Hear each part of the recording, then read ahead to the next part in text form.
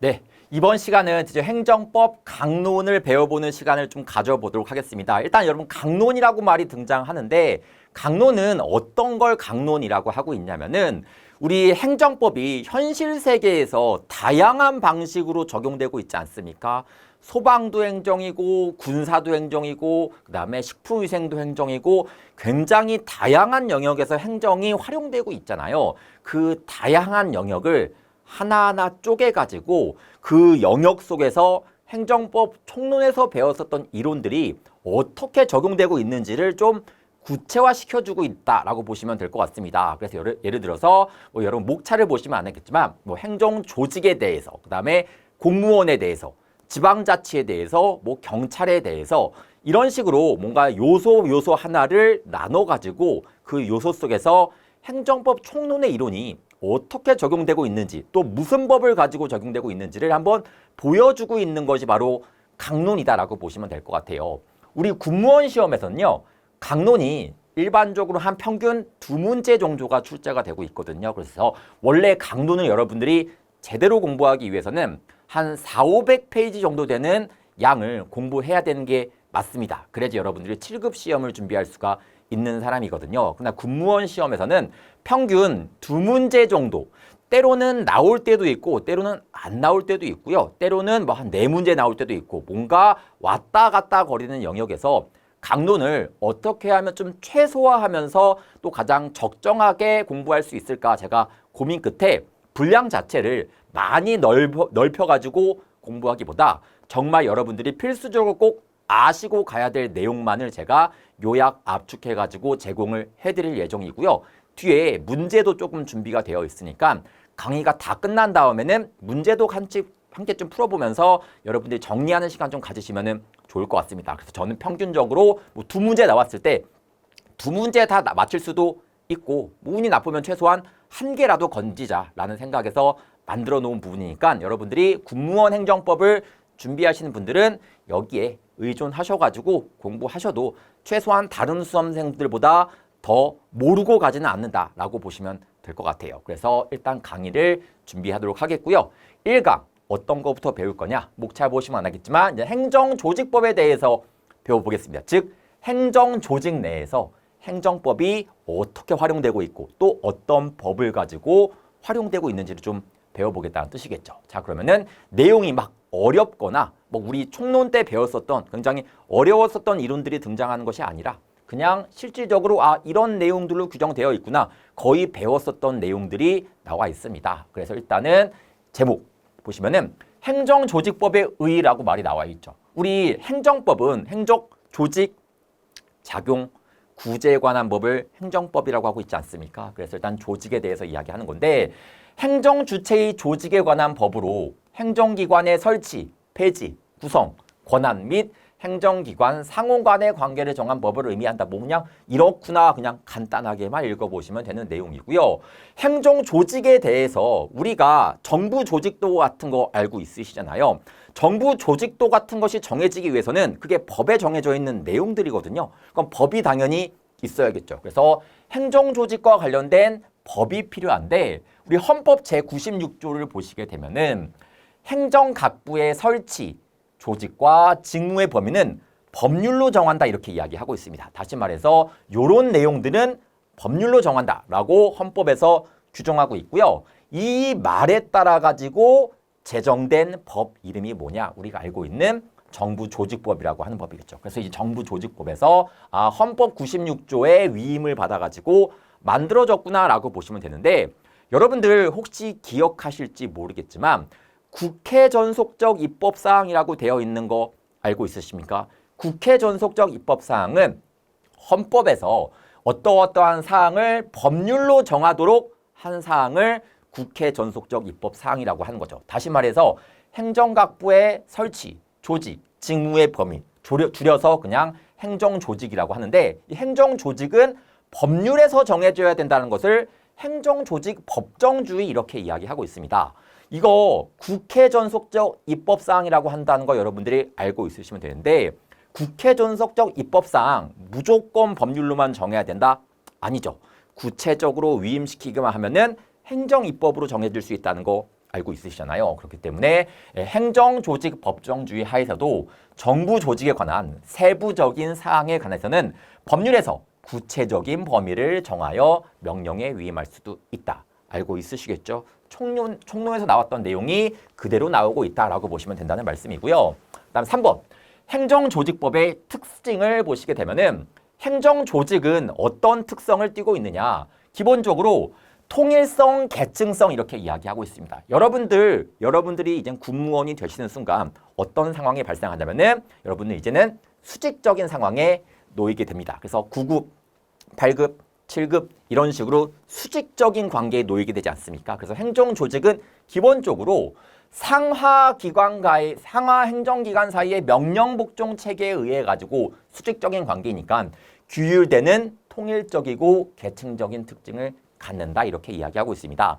한 조직 내에서도 9급, 8급, 7급 이런 식으로 규정이 되어 있고 그 다음에 조직끼리만 본다고 하더라도 국방부 밑에 병무청이 있고 이런 식으로 되어 있지 않습니까? 그래서 행정조직은 기본적으로 수직적인 성향이 갖고 있다. 왜? 통일적으로 업무 수행을 하기 위해서는 그냥 명령 내리는 게 가장 편한 스타일인 거잖아요. 그렇기 때문에 이렇게 수직적인 조직을 할 수밖에 없으니까 명령 복종 체계에 의해 가지고 이루어진다라고 보시면 되겠고 그럼 무조건적으로 다 수직적인 관계냐? 독립적인 관계도 존재합니다. 그래가지고 독립성과 공정성을 위해서 성립된 감사원이라든가 공정거래위원회 이런 데에는 좀 약간 독립적인 성향을 띠고 있다라고 보시면 된다는 말씀이고요. 양가로 2번. 행정조직의 독임성, 명확성이라고 하는 건데 행정조직에서 일을 했을 때 뭔가 책임을 물을 수 있는 상황이 존재하고 있잖아요. 책임을 혼자 지는 것을 독임제 이렇게 이야기하고 있고 여러 명이서 같이 지는 것을 합의제 이렇게 이야기하고 있죠. 행정조직은 기본적으로 독임성을 주 위주로 띠고 있습니다. 그래서 여러분들 국방부 장관도 한 명이고요. 이런 식으로 뭔가 한 명에서 책임지는 구조로 형성되어 있고 이렇다 보면은 책임이 좀 명확하게 되는 결과가 발생한다는 뜻이겠죠. 그래서 신속한 사무 처리와 책임의 명확성을 기하기 위하여 독임형 조직을 취한다 이렇게 이야기하고 있고요. 예외적으로 그 판단에 신중을 기하기 위하여 행정위원회와 같은 합의제 조직도 있다 이런 식으로 이야기를 한다는 뜻이겠죠. 그래서 뭐 공정거래위원회도 여기에 해당할 수 있다는 말씀이겠고요. 다음 페이지 보시게 되면은 직업공무원 제도. 그래서 행정을 직업적으로 두니까 전문적으로 할 수가 있는 거잖아요. 근데 단순하게 알바생 고용해가지고 행정을 하는 것보다 국민과 직접 맞닿아야 되는 영역이 있기 때문에 당연히 공무원 제도를 선택하고 있다는 뜻이겠죠. 그래서 직업으로 삼게 되면은 전문화되기 되게 좋지 않겠습니까? 그래서 직업공무원제를 원칙으로 하고 있다라고 보시면 되고요. 행정조직의 민주성.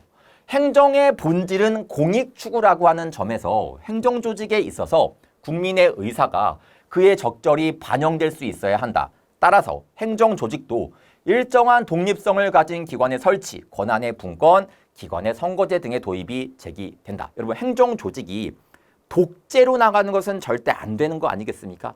독재를 방지하기 위해서 민주성이라고 하는 것은 국민들을 조금 뭐 개입을 시킨다던가 이런 식으로 뭔가 개입할 여지를 둬서 민주적인 상황을 만들겠다는 뜻인 거예요. 그래가지고 일정한 독립성을 가진 기관을 설치한다든가 혹은 권한을 좀 나눈다던가 기관의 선거제 도입이라고 해서 우리가 지방자치단체장을 뭐 뽑기도 하고 그렇지 않습니까? 그래서 여러 가지 민주화 확보를 위해서 노력하고 있는 점들이 보인다라고 이야기할 수가 있고요.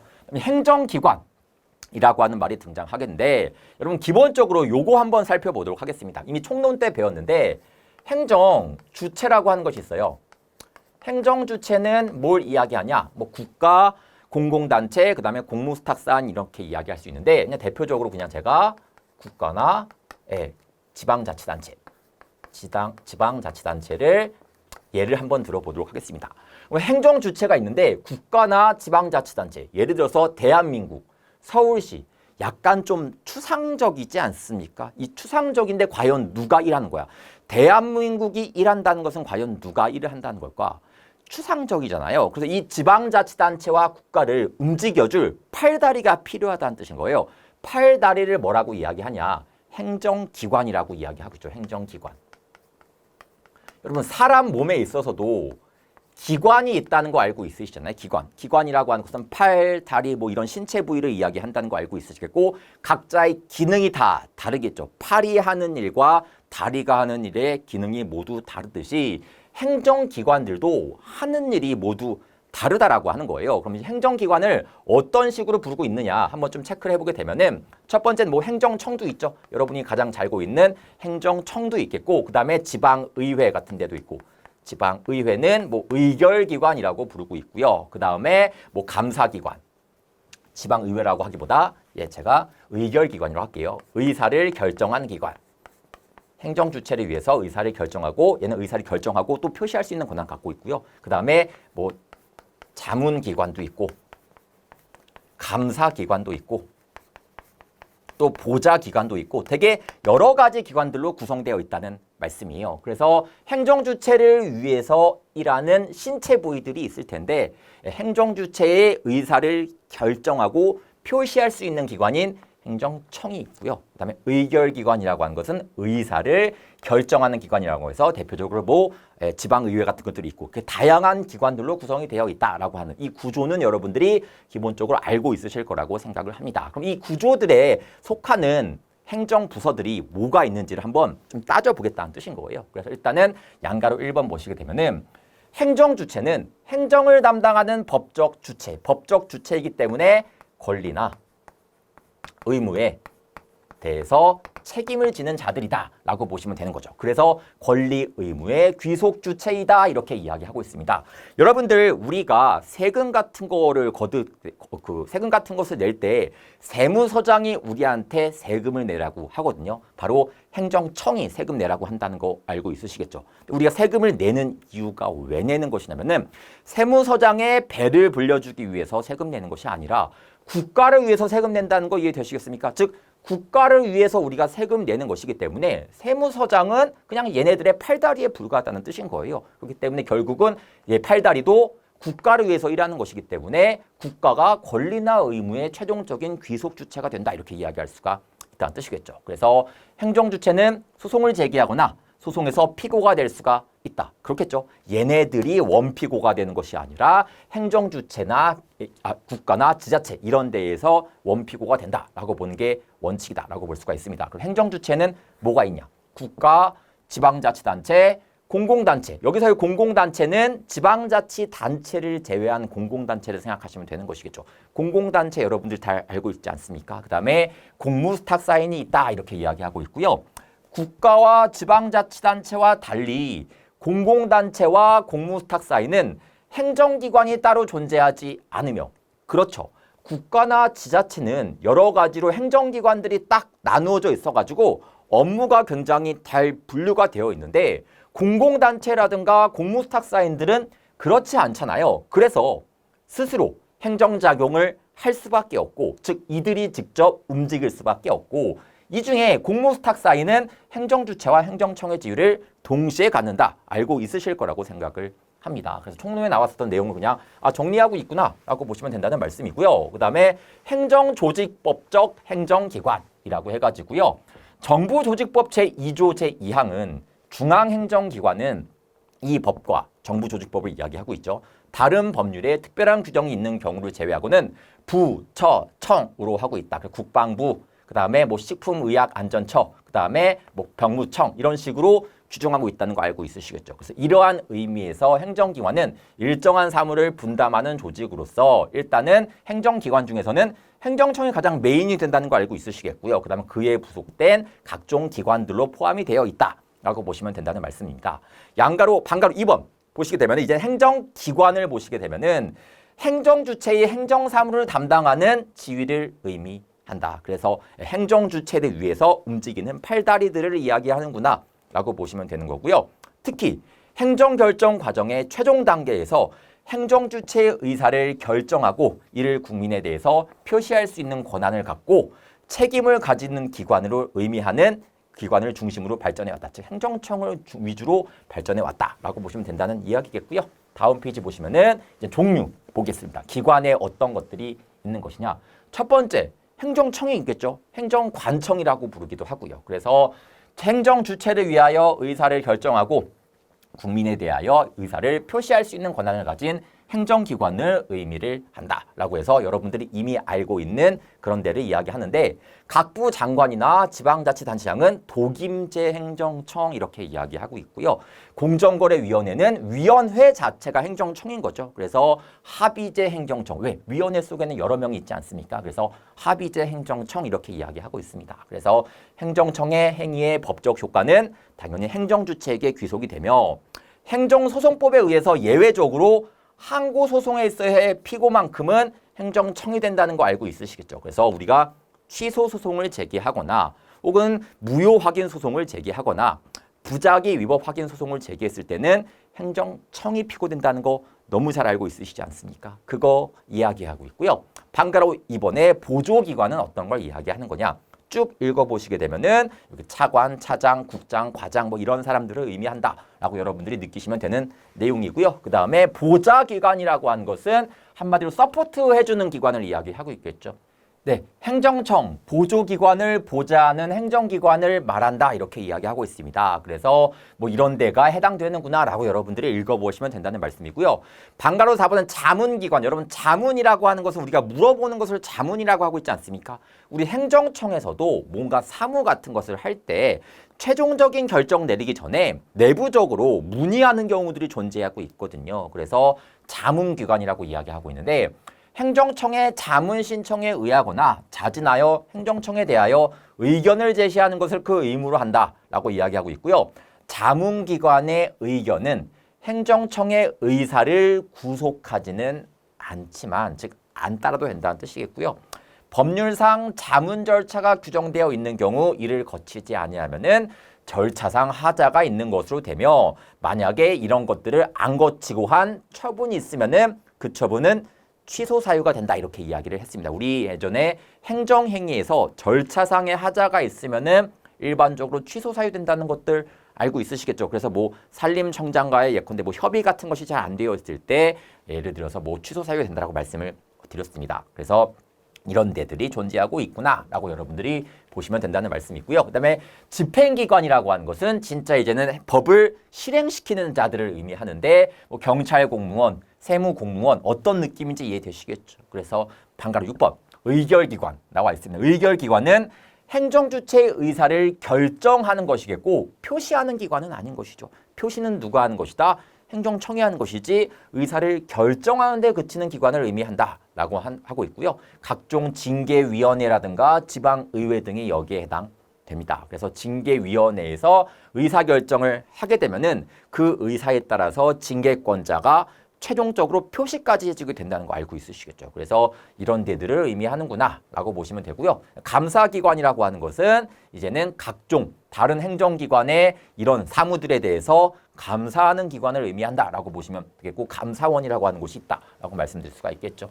다음 방가로 7번, 8번 공업, 공기업 기관 및 영조물 기관이라고 해서 여러분이 이미 알고 있는 조직들을 이야기하고 있으니까 읽어보시면 되는 내용이고요. 역시 이것도 읽어보시면 어려운 내용 존재하고 있지 않습니다. 그럼 이제 가장 중요한 행정청의 권한에 대해서 좀 살펴보려고 하는데 행정청은 의사를 결정하고 표시할 수 있는 이렇게 이야기를 할 수 있습니다. 그 다음에 양가로 2번 행정권한의 법정주의 이렇게 이야기하고 있는데 행정권한은 아무렇게나 주어지면 안 되는 것이기 때문에 기본적으로 법에서 너가 이러한 일을 할 수가 있다라고 정해주고 있거든요. 그래서 행정권한 역시 법에서 정해져 있다라고 여러분들이 느끼시면 된다는 말씀이고요. 그다음에 권한의 한계 살펴보시면은 이미 다 본 내용들이긴 합니다만 첫 번째 자신의 직무 범위 내에서만 권한을 가지는 사항적 한계에 대해서 이야기하고 있습니다. 우리 국방부 장관은 국방과 관련된 일을 할 수 있는 것이지 뭔가 뭐 음주운전에 대해서 뭐 단속한다거나 이런 건 못하는 거 아니겠습니까? 그래서 할 수 있는 사항적인 한계가 있다는 뜻이겠고요.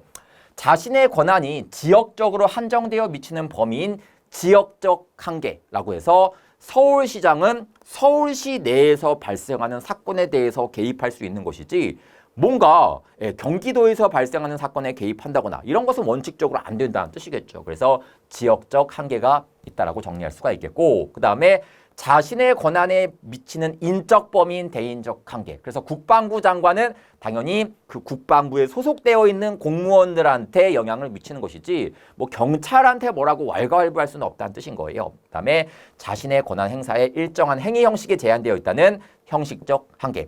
대통령은 대통령령을 만들 수 있고요. 국무총리는 총리령을 만들 수가 있고요. 그다음에 각부 장관은 부령을 만들 수 있고요. 이렇게 한계들이 있다라고 보시면 되고요. 이런 권한의 한계를 넘어서면은 당연히 그것은 무효가 된다 이렇게 이야기하고 있습니다. 뭐 당연한 이야기하고 있죠. 그래서 여러분들 아시겠지만 우리 경찰에서 경찰관이 음주운전 단속을 했다가 본인의 이름으로 처분했었던 사안이 발생했었던 거 알고 있으십니까? 그 케이스에서 그 음주운전 면허 취소라고 하는 처분은 무효가 된다는 거 알고 있으시겠죠. 그래서 원칙적으로는 무효가 되고 예외적으로 무효가 아닌 경우도 있겠죠. 대표적으로 국정원 사건 같은 거 있지 않습니까? 그런 거 여러분들이 총론 기본서 보시면서 각자 정리해 주시면 된다는 말씀이고요. 6번에 이제 권한의 대리라고 하는 말이 나오는데 대리는 어떤 걸 의미하는 것이냐? 기본적으로 이런 구조로 띄고 있습니다. 처음에 이제 서울시장이 있습니다.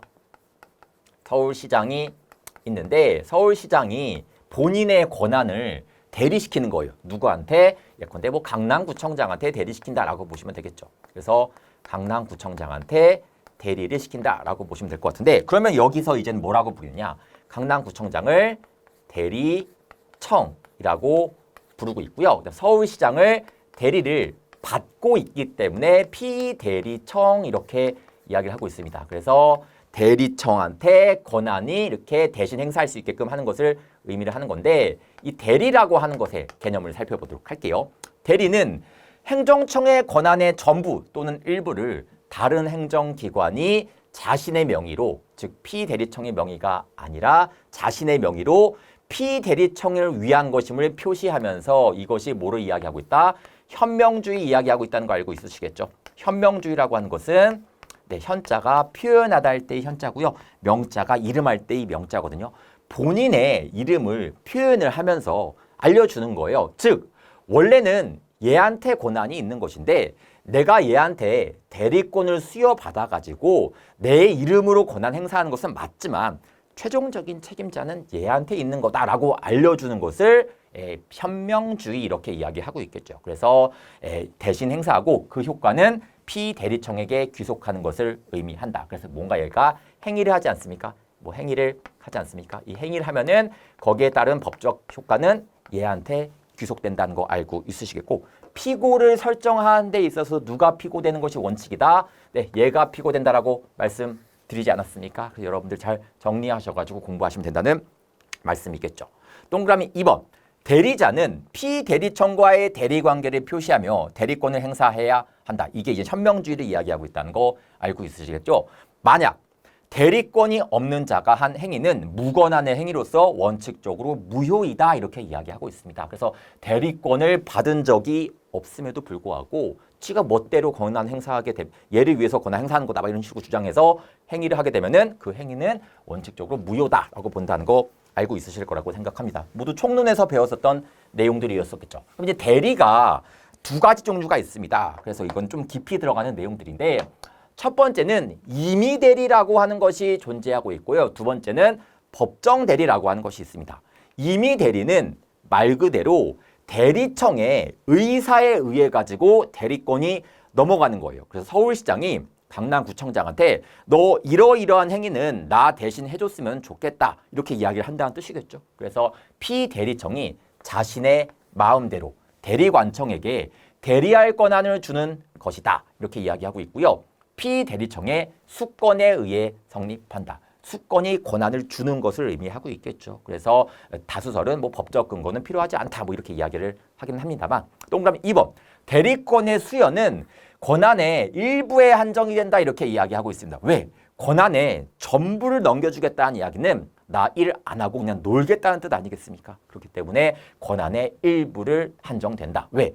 전부 대리를 허용하게 되면은 피대리청 자신의 권한을 포기하게 되는 것을 의미하기 때문이다. 이해되시겠죠? 그래서 행정청이 임의로 대리를 할 때에는 자신에 대한 전부를 주는 것은 아니고 일부에 대해서만 나눠줘야 된다. 이렇게 이야기한다는 뜻이고요. 동그라미 3번 보시게 되면은 법령에서 개별적으로 지정되어 있는 권한은 당의 행정청 자신이 행사해야 되기 때문에 수권은 허용되지 않는다. 이렇게 이야기하고 있습니다. 예를 들어서 서울시에서 10층 이상의 건축물을 짓기 위해서는 서울시장이 직접 건축 허가를 해야 한다라고 되어 있는 내용이 있어요. 그런데 서울시장이 이 10층에 대해서 건축허가 낼 때도 강남구청장한테 유임한 거 이런 건 안 된다는 뜻이겠죠. 그래서 꼭 본인이 해야 될 일에 대해서는 본인이 해야 되는 것이지 대리가 허용되지 않는다 이렇게 이야기하고 있다는 말씀이겠죠. 이해되시겠습니까? 그 다음에 정리하시면 되고 그 다음에 수권은 일반적 포괄적 권한에 대해서만 허용된다. 그래서 딱 한 가지 할 수 있는 거 그런 것들은 당연히 서울시장이 해야 되고 여러 가지 할 수 있는 것 중에서 그중 일부를 넘기는 것 정도는 가능하다라고 말씀드릴 수 있다는 말씀입니다. 법정 대리라고 하는 개념이 등장하게 되는데 법정 대리라고 하는 것은 일단 법에서 일정한 법률 사실이 발생을 하게 되잖아요. 그러면은 대리 관계를 형성시켜라 이렇게 이야기를 하고 있습니다. 그래서 이미 일정한 사실이 발생하면은 대리로서 해결을 해야 된다는 뜻인 거예요. 그게 법에서 정해져 있다는 뜻인 겁니다. 그래서 수권행위 없이 법령의 규정에 의하여 대리 관계를 발생시키는 경우를 의미한다라고 되어 있겠고 전부를 발생시키는 경우도 존재하고 있기 때문에 법적 근거는 당연히 필요하다 이렇게 이야기하고 있습니다. 그래서 이 대리도 두 가지 종류, 법정 대리도 두 가지 종류가 있는데 한 가지는 이제 협의의 대리라고 하는 것이 있고요. 한 가지는 지정 대리라고 하는 것이 있습니다. 어떤 차이가 있는지부터 살펴보게 되면은 협의의 대리는 법에서 정한 특정한 사실이 발생하면은 당연히 법에서 대리관계가 발생한다라고 이야기하고 있습니다. 예를 들어서 헌법 제71조를 보시게 되면은 대통령이 거리되거나 거리되었다는 이야기는 장기간 자리를 비운다는 뜻이에요. 혹은 사고로 인하여 직무를 수행할 수 없을 때에는 뭔가 사고가 발생해가지고 이를 처리할 수 없을 때에는 이렇게 뭔가 법에서 정한 사실이 발생했을 때에는 국무총리가 그 권한을 대행하고요. 혹은 법률이 정한 국무위원은 조금 이따가 살펴보겠는데 그냥 국무회의라고 하는 거 여러분들 들어보신 적 있으십니까? 국무회의. 우리 예전에 대통령령에 대해서 행정부 내부에서 심사할 때 국무회의 거친다라고 말씀드리지 않았습니까? 이 국무회의는 뭐냐면은 그냥 조금 이따가 말씀드리겠지만 쉽게 말해서 그냥 우리 행정각부의 장관들과 대통령과 국무총리가 모여가지고 회의하는 것을 국무회의라고 하는 거예요. 즉 행정부 내부에서 회의하는 거다라고 여러분들이 생각하시면 된다는 뜻이겠죠. 그럼 상식적으로 조금 이따 나오겠지만 국무회의의 의장은 누가 될까? 당연히 대통령이 되겠죠. 그래서 국무회의는 행정부 내부에서의 회의를 의미한다라고 보시면 되고요.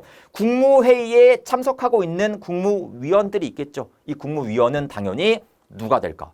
행정각부의 장관들이 기본적으로 된다라고 보시면 되는 거죠. 그래서 행정안전부 장관, 국방부 장관 이런 사람들이 여기에 들어가게 된다라고 보시면 되겠습니다. 어쨌든 중요한 것은 일정한 사유가 발생했을 때에는 국무총리가 대신하는 것이 먼저겠고 그 다음에 법률에서 정한 국무위원 순서로 권한을 대행한다. 이런 식으로 이야기를 하고 있습니다. 이해되시겠습니까? 즉 협의의 대리라고 하는 것은 법에서 정한 사실이 발생하게 되면은 당연히 대리관계가 형성되는 것을 의미하는구나 라고 보시면 된다는 말씀이고요. 지정대리라고 하는 것은 법에서 정한 사실이 발생할 경우에 대리자를 지정하라고 되어 있습니다. 그래서 예를 들어 보시게 되면은 정부조직법 제19조 살펴보시면은 대통령이 지명이 있으면은 무슨 사실이 뭔가 사실이 발생했습니다.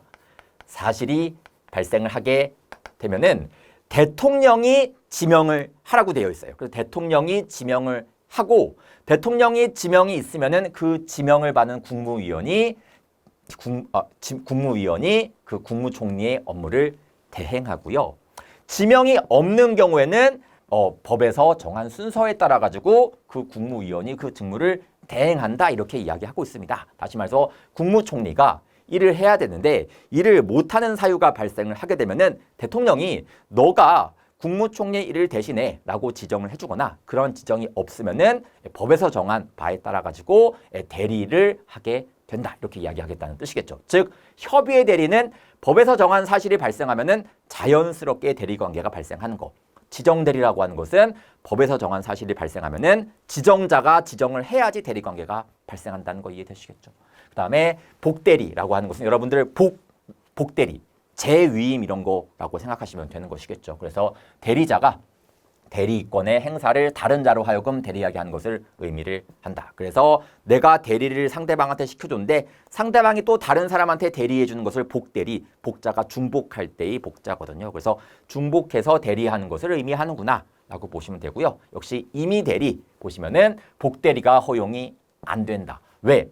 분명히 수권자가 너가 권한을 행사해야 돼 라고 이야기하는데 그것을 넘겨버리면은 수권자 무시하는 거 아니겠습니까? 그렇기 때문에 수권이 대리자의 구체적인 사정을 고려하여 정한 것이기 때문에 꼭 그 대리자가 일을 해야 된다는 뜻이겠죠. 그래서 복대리가 허용 안 되는데 법정 대리는 복대리가 허용이 되고 있습니다. 그래서 대리자의 구체적인 사실과 상관없이 법정 사실로 인해서 성립하는 것이기 때문에 일부에 대해서는 이제 복대리가 가능하는구나라고 여러분들이 보시면 된다는 말씀이겠죠. 그다음에 대리권의 소멸. 뭐 읽어보시면은 수권을 처리하는 거. 너한테 일을 했는데 이제는 내가 알아서 할 거야 라고 하면서 수권을 뭐 처리한다든가 뭐 여러 가지 상황들이 있겠고 혹은 법정 대리. 예를 들어서 내가 지금 자리를 비워가지고 국무총리가 대신 일을 하고 있었었는데 내가 이젠 다시 돌아왔어요. 그러면은 당연히 자신이 일을 해야 되는 거 아니겠습니까? 그래서 법정에서 정한 사실이 소멸되게 되면은 자연스럽게 대리 관계가 사라진다라고 볼 수가 있다는 말씀이겠죠.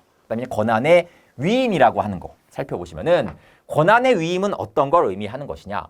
예를 들어서 서울 시장이 누구한테? 강남구청장한테 위임이라고 하는 것을 하게 됩니다. 위임은 권한을 넘겨주는 것을 위임이라고 하는 거예요. 근데 여러분 가만히 한번 생각을 해볼게요. 권한은 누가 줬을 것 같습니까?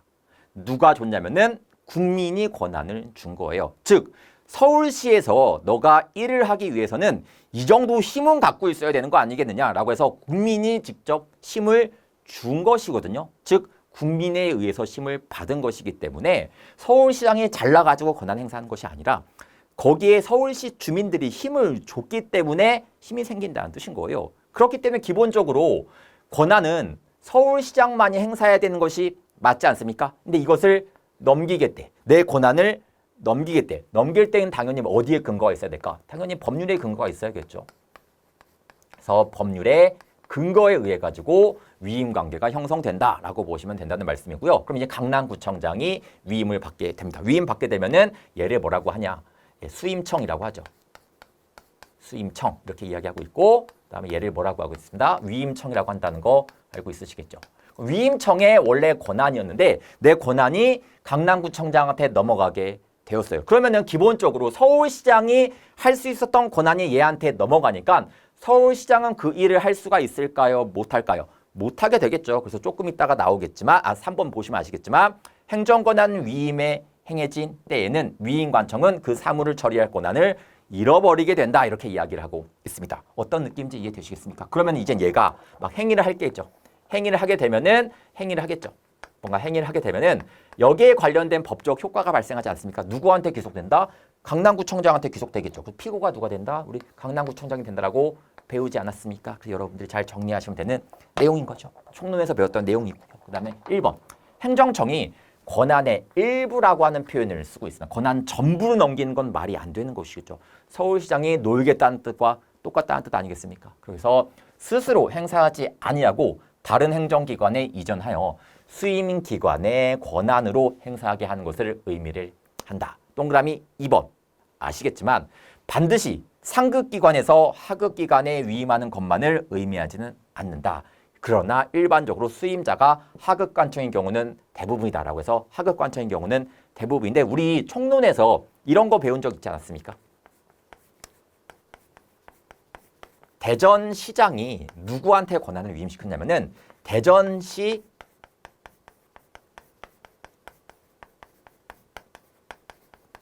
경찰청장한테 권한을 위임했었던 사안이 존재하고 있습니다.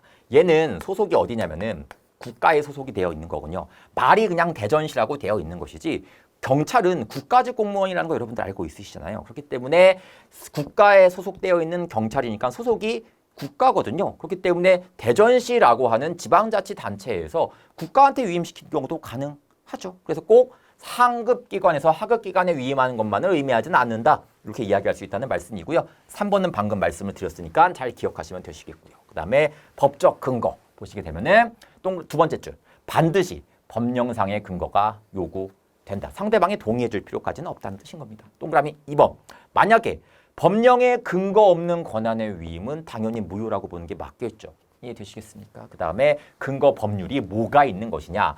일반적으로 정부조직법 제6조, 그 다음에 뭐 요런 법, 그 다음에 요런 법에서 이런 내용들에 대해서 규정을 하고 있다라고 보시면 되는데 대표적으로 그냥 정부조직법만 살펴보게 되면은 쭉쭉쭉 읽어보시면은 아시겠지만 행정기관은 법령에 정하는 바에 따라 그 소관 사무의 일부라고 되어 있는 거 보이십니까? 일부. 그래서 전부를 넘기면 안 된다라고 말씀을 드렸었죠. 그래서 이제 일부에 대해서 다른 기관한테 위임시킬 수가 있구나라고 보시면 된다는 말씀이고요. 그 다음에 재위임하는 경우에도 가능하다라고 한다는 거 여러분들이 정리하시면 되는 내용인 겁니다. 그 다음에 근거 법률 제가 쭉쭉쭉 적어놨으니까 일단 법 이름의 명칭 정도만이라도 여러분들이 좀 기억하고 있어주시면 감사드린다는 말씀이고요. 그 다음에 법령의 근거가 없는 경우라고 되어 있는데 내가 어떠한 일을 위임하고 싶은데 개별적인 위임 법규가 없는 경우에 이제 어떻게 해야 되는 것이냐. 우리 판례와 다수설은 어떻게 이야기를 하고 있냐면요.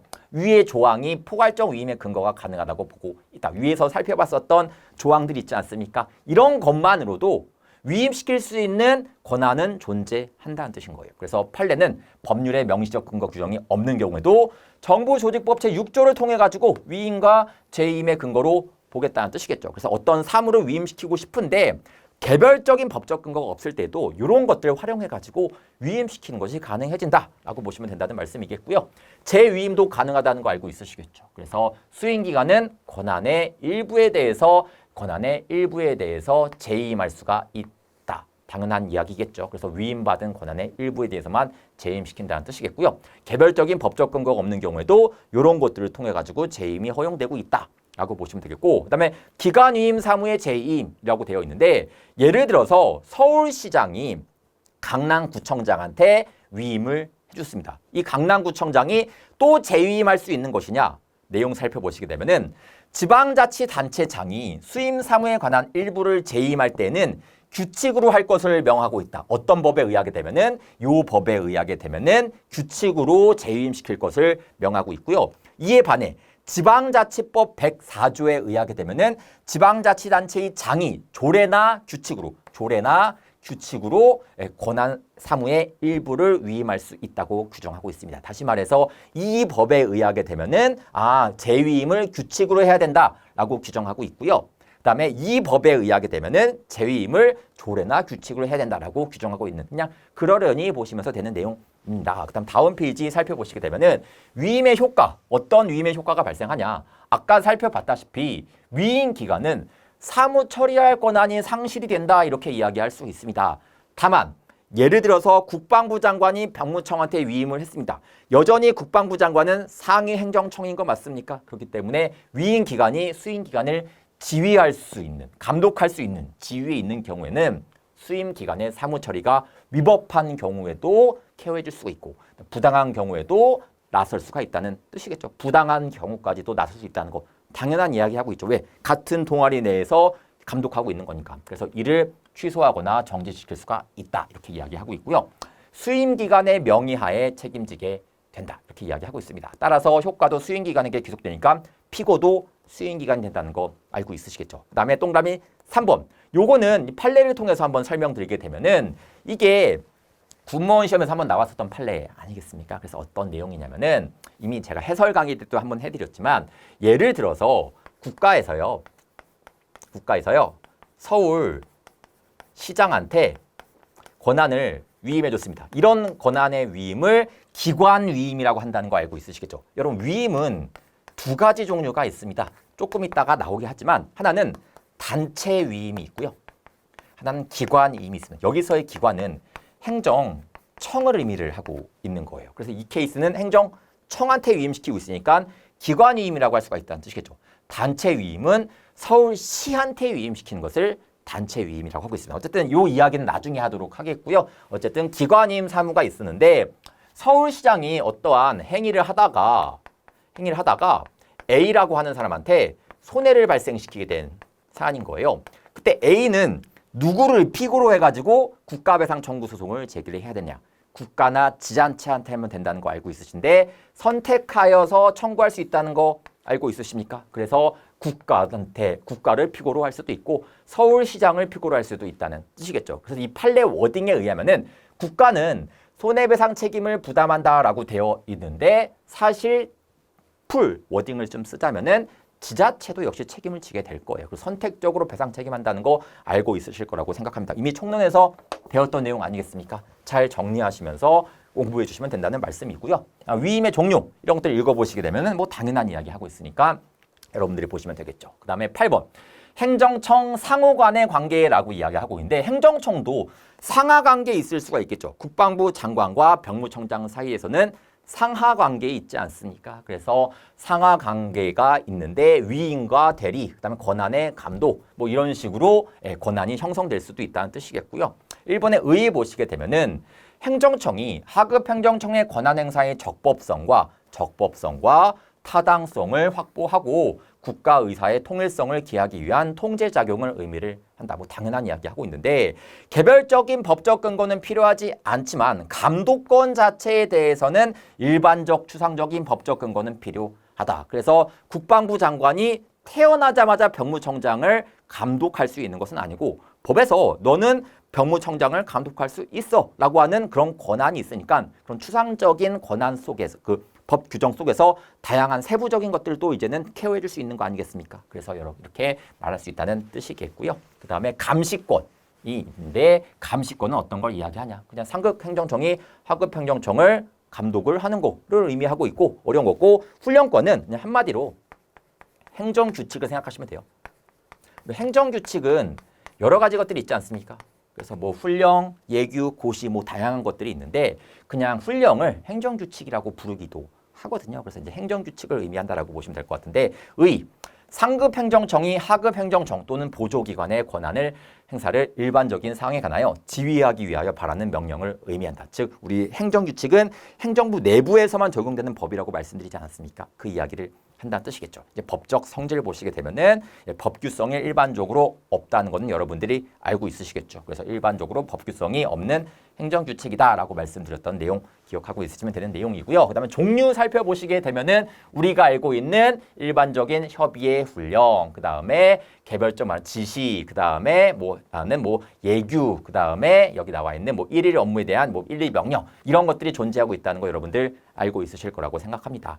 D. 형식적 요건 및 심사라고 되어 있는데 일단 행정규칙을 발하기 위해서는 즉 상급관청이 권한 있는 상급관청이어야 한다는 거 알고 있으시겠죠. 당연한 이야기 하고 있습니다. 두 번째, 하급 행정청의 권한 내에서 감시 감독을 할 수 있는 거예요. 다시 말해서 국방부 장관이 병무청장한테 어떠한 사실관계에 대해서 감독하고 지시하는데 지시 같은 거 할 때 너 음주운전에 대해서 단속을 해라. 이거는 병무청장의 일이 아니지 않습니까? 이런 것들에 대해서는 감시 감독 못한다는 뜻이겠죠. 그렇기 때문에 하급 행정청의 권한에 있는 범위 내에서만 통제가 가능하다는 뜻이고요. 직무상 독립된 권한에 속한 사실이 아닐 것이어야 한다. 예를 들어서 법에서 어떠한 업무는 병무청장의 고유한 권한이기 때문에 감시나 감독을 받지 않는다라고 규정하고 있다고 쳐보도록 하겠습니다. 그런 경우에는 국방부 장관이 거기에 대해 왈가왈부하면 될까 안 될까? 당연히 안 된다는 뜻이겠죠. 그 다음에 훈령의 형식적 요건에 대해서 하급 행정청은 심사권이 인정이 되어 요건 불충족 시 그 복종에 대한 거부가 가능하다. 예를 들어서 병무청장이 나한테 음주운전은 단속하라고 하는 거예요. 이건 말도 안 되는 거 아니겠습니까? 왜? 하급 행정청의 권한에 없는 사항이기 때문에 그런 거에 대해서는 당연히 불복종해도 된다는 거 이해되시겠죠? 당연한 이야기를 하고 있다라고 보시면 되고 실질적 요건 살펴보시면은 내용적으로 실현이 가능해야겠고 명백해야겠고 상위 법령에 저촉되지 않고 타당하여야 한다. 훈령의 실질적 요건에 대해서 하급행정청의 심사권 행사의 가능성에 대해서 견해의 대립이 있지만 통설은 뭐라고 이야기하고 있냐. 훈령이 범죄를 구성하거나 범죄를 하면은 안 되는 거잖아요. 그래서 훈령이 범죄를 구성하거나 무효가 된다는 이야기는 위법하다는 뜻이겠죠. 다시 말해서 훈령 자체가 위법할 때는 따를 필요가 있다, 없다는 거 이해되시겠죠. 그런 경우는 복종을 거부하여야 하며 이에 미치지 아니한 경우에는 위법하지 아니한 경우에는 복종하여야 한다 이렇게 이야기하고 있습니다. 이에 미치지 아니한 경우의 대표적인 케이스가 바로 부당한 경우죠. 부당한 경우는 적법한 것을 부당이라고 하고 있지 않습니까? 그러니까 부당은 그냥 한마디로 조금 뭔가 좀 아닌 것 같은데 이런 느낌이 드는 걸 그냥 부당이라고 하는 거예요. 그러니까 좀 짜증나는 상황을 부당이라고 하고 있습니다. 그래서 위법은 법을 어기는 것이기 때문에 하급 행정기관이 안 따라도 되는 것이겠지만 부당이라고 하는 것은 따라줘야 돼요. 왜? 기본적으로 부당은 적법한 영역에 속하는 것이거든요. 그래서 이에 미치지 아니한 부당한 경우에는 복종하여야 한다 이렇게 이야기하고 있습니다. 이거 조금 있다가 나중에 공무원법에서 나오니까 다시 한번 또 설명드리겠고요. F는 여러분들이 이미 알고 있는 내용을 이야기하고 있습니다. 행정청이 국민한테 행정규칙을 위반해가지고 처분을 했습니다. 그 처분 위법하다라고 단정할 수가 있습니까? 아니죠. 그래서 위법하다고 단정할 수는 없다라고 해서 당연히 위법하게 되는 것은 아니고 이렇게 이야기하고 다만 그 행정청은 행정부 내부에서 있는 행정규칙을 어긴 것이기 때문에 그 공무원한테 징계는 가능하겠죠. 뭐 파면 해임 뭐 그런 거 있지 않습니까? 뭐 그런 거 가능하다라고 보시면 되는 거고요. G, 이제 훈령의 경합이라고 하는 말이 등장하는데 여러분 군대 갔다 오신 분들 잘 알고 있으실 거라고 생각합니다. 군대를 가시게 되면은 예컨대 내가 2등병이야. 2등병인데 위에 상병이 있어요. 그럼 상병이 나한테 어떠한 지시를 내렸고 그 다음에 타부대의 병장이 나한테 뭔가 지시를 내렸어요. 겹치는 뭔가 충돌되는 내용이 있어. 뭘 따라야 되는 겁니까? 당연히 내 부대에 있는 상병의 말을 따라야 된다는 거 알고 있으시겠죠. 그래서 하급행정청은 수개의 상급관청의 훈령이 경합하는 경우에는 직근 상급관청의 훈령에 따라야 한다. 이렇게 이야기를 하고 있습니다. 군대 갔다 오신 분들은 자연스럽게 이해가 되실 거라고 생각하고 안 갔다 오셔더라도 얘기 들어보게 되면은 결국 우리 조직 내에서 내 선임 말을 들어야 된다는 뜻인 거예요. 인가 승인권이라고 하는 것은 여기서 인가 승인권은 국민한테 인가내주고 승인해주고 그런 것이 아니라 행정부 내부에서 어떤 일을 처리하면 좋겠습니까? 라고 물었을 때 거기에 대한 답변이라고 보시면 되는 것이겠죠. 그래서 하급행정청이 그 사무를 처리함에 있어서 미리 인가 승인을 받게 함으로써 직접 유효하게 권한 행사를 할 수 있게 하는 것을 의미를 한다라고 보면 되고 행정행위가 아닌 내부적 조치이기 때문에 인가 거무는 처분성이 부정된다라고 이야기하고 있고요. 법적 근거 역시도 필요하지 않다라고 되어 있습니다. 그래서 B의 효과를 보시게 되면은 만약에 법령에 의해 미리 인가받도록 규정이 되어 있음에도 불구하고 인가를 받지 않고 행위를 했다라고 하면은 그 행위를 무효로 보겠다는 뜻이겠고요. 그다음에 법령에 의해서 미리 인가받도록 규정되어 있는 경우가 아니었을 때는 인가 없이 행위해도 무효라고 보지는 아니하겠다는 뜻인 겁니다. 그냥 뭐 이런 내용이 있구나 정도만 그냥 생각하시면 되는 내용이겠고요. 그다음에 취소 정지권이라고 하는 것은 상급행정청이 하급행정청의 위법, 그다음에 부당한 행위에 대하여 직권으로 취소시키거나 정지를 시키거나 혹은 국민이 행정심판을 제기를 하게 되면은 행정심판위원회가 동아리 선배의 자격으로서 그 행위에 대해를 취소시키거나 정지시킬 수 있다는 거 알고 있으시겠죠. 그다음에 법적 근거 여부에 대해서는 뭐 견해의 대립이 있다 뭐 이렇게 이야기하고 있는데 뭐 주관쟁의 결정권이라고 하는 것은 뭐 상급청은 자신에게 소속된 하급행정청 간의 권한의 다툼이 있는 경우 이를 결정을 해결할 수가 있다. 예를 들어서 이제 국방부 장관 밑에 병무청장과 그다음에 방위사업청장이 있거든요. 이 둘 간에 뭔가 권한에 대해서 뭔가 다툼이 있는 거예요. 그래서 병무청장은 이 행위는 내가 할 권한이다 라고 주장하고 있고 방위사업청장은 이거는 내가 할 권한이다 라고 주장을 하고 있어요. 이런 경우에 다툼이 있을 때는 결정으로서 해결할 수가 있구나 라고 여러분들이 보시면 된다는 말씀이고요. 그 다음에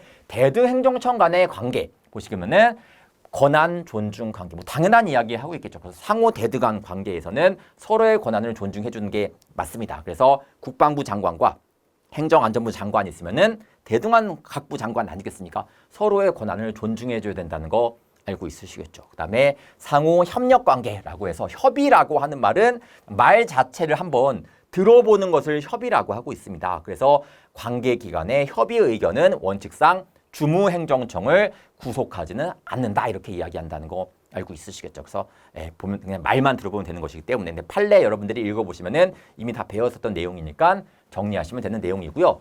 동의라고 하는 것은 상대방의 의견을 받아내서 그 동의에 따라야 되는 걸 의미하는 거예요. 그래서 상대방의 의견에 구속이 된다 이렇게 이야기하고 있다는 거. 그다음에 뒷부분 읽어보시면은 당연한 말씀이고요. 그다음 위탁이라고 하는 거는 대등한 행정관청 사이의 사무를 넘기는 것을 위탁이라고 하고 있습니다. 위임은 일반적으로 상급기관이 하급 행정기관한테 맡기는 것을 위임이라고 하고 있는데 위탁은 대등한 행정관청 사이에서 사무 맡기는 것을 의미한다. 그냥 그 정도만 정리하시면 되고요.